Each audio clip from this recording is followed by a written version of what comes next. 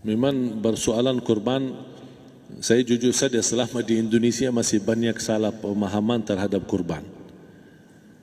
Dan saya pernah berkata, memang Islam kita di Indonesia Islam keturunan. Ya, jadi asal tahu saja. Ya, tapi dari segi belajaran, mohon maaf ya kita terlalu jauh terhadap pemahaman. Yang saya maksud, kita melaksanakan sesuatu tapi kita sudah belajar, sudah tahu, bukan hanya asal saya dengar, saya lihat, saya bukan sebatas itu, tapi kita punya dasarnya. Dan ini kelemahan kita, di antaranya kurban. Saya pernah mendengar, bukan malah sering mendengar soal kurban dihitungkan berorang. Jadi keluarga suami istri sama 5 anak berarti jumlah 7, wajib sapi. Kalau kurang daripada itu, atau misal suami istri tidak mampu, boleh ini tahun kurban kambing atas nama suami, tahun depan atas nama istrinya. Ini hal keliru sebenarnya. Yang dihitungkan soal kurban beda sama akikah dan beda sama zakat fitrah. Zakat fitrah sama akikah terhitung berorang. Akikah laki-laki 2 kambing, perempuan 1. Kalau tidak mampu boleh. Kalau ada kembar laki sama perempuan berarti 3 kambing. Tapi kalau tidak mampu boleh 1 kambing, tidak masalah. Dan tidak ada istilah sekarang saya kurban tapi nanti sisanya seolah-olah ada hutang sama Allah. Sesuai kemampuan kita. Di antaranya kurban. Kurban hitungannya berkeluarga, bukan berorang.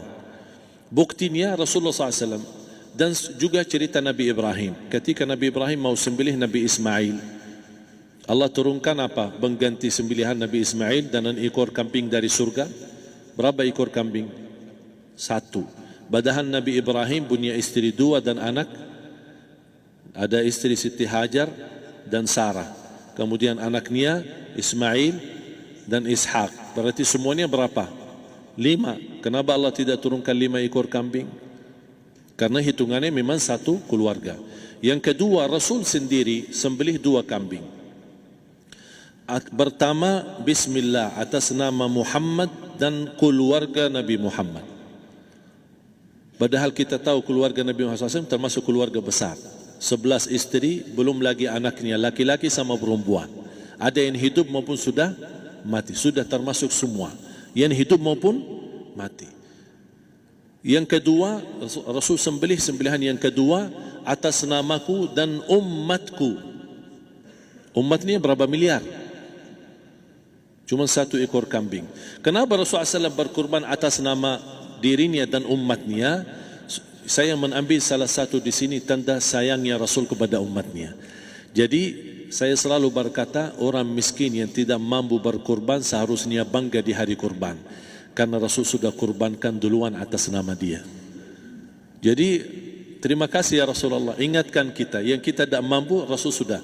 Bahkan kalau Rasul sudah kurban atas nama umatnya yang tidak mampu, berarti sudah terkabul. Kita aja belum tahu kabul atau tidak kalau kita berkurban. Tapi kalau Rasul sudah terjamin makbul. Oleh sebab itu hitungan kurban itu adalah 1 keluarga. Misal, bapa punya istri, punya anak. Itu kalau mampu sapi silahkan. Mampu 1000 sapi silahkan. Kalau soal kemampuan tidak ada masalah. Tapi kalau soal kewajiban, tidak ada wajib lebih daripada 1 ekor kambing. 1 ekor kambing. Misal, kalau bapa punya istri 4. Misal. Cuman ini misal. Ya. Istrinya 4. Setiap istri anaknya 10. Berarti jumlah berapa? Anak 40, istri 4, berarti 44, sama bapa 45. Wajib 1 ekor kambing saja. Cukup untuk semua ini.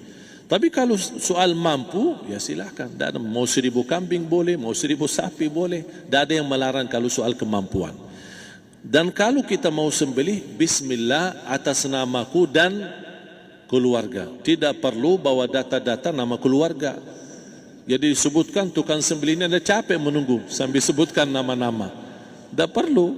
Udah Bismillah atas namaku dan keluarga. Termasuk kata atas namaku dan keluarga, termasuk orang tua yang sudah meninggal.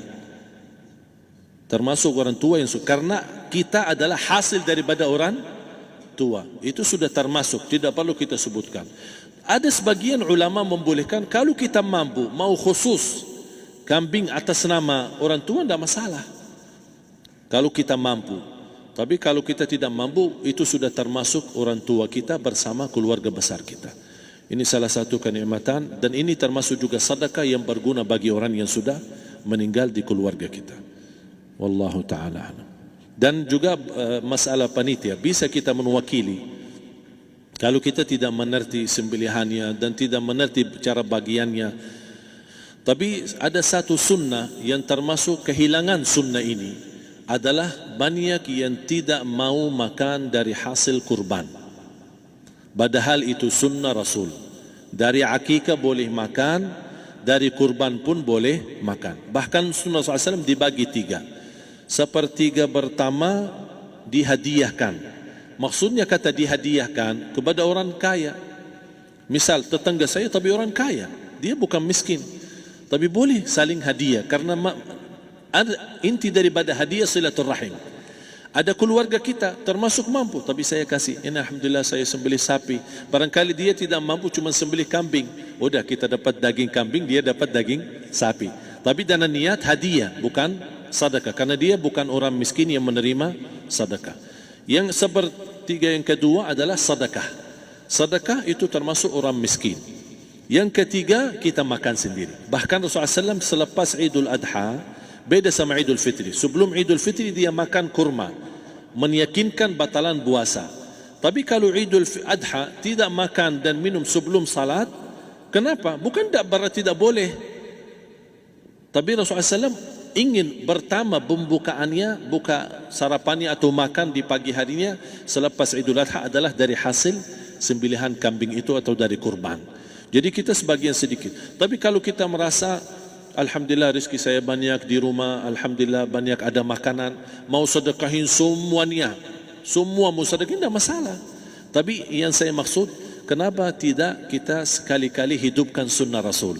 Jadi sebagian, walaupun ada sebagian sedikit lah, buat istilahnya sama sedikit porsi nasi atau apa, karena kita berhak sebagai kita kurbankan lillahi ta'ala, kita berhak menikmati kurban ini yang lillahi ta'ala supaya kita mendapatkan keberkahannya, bukan hanya orang lain. Terus yang kedua ada masalah pembayaran. Kalau kita wakili panitia, boleh kita pesan sama panitia, tolong sedikit dari kurban saya minta buat saya makan. Itu tidak masalah, kita boleh minta.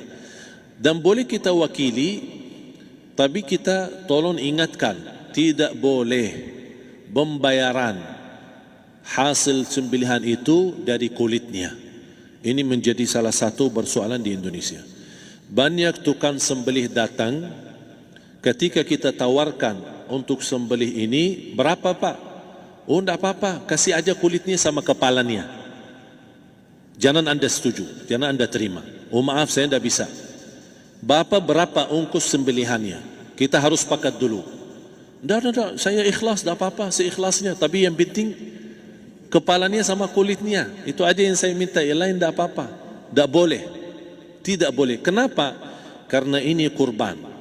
Kata kurban berarti lillahi ta'ala, bukan untuk jual beli. Kalau kita sudah bayar dari bagian kurban, berarti bukan lillahi ta'ala. Harus kita jaga amalan itu.